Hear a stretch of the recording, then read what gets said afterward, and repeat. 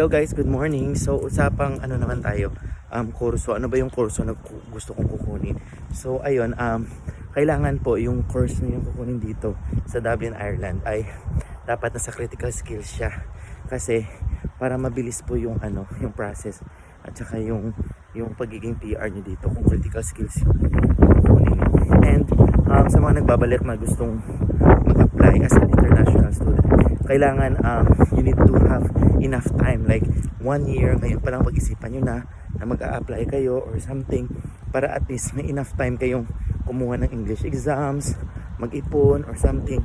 So ayun, at saka meron akong website na i-share kung saan, kung anong school ba yung bagay sa inyo at ano yung school yung nag-o-offer ng mga courses na yan, ng mga critical skills na courses na yan. Search nyo sa Google ILEP Immigration Ireland. So nakalista doon ILEP, yun yung mga listahan ng mga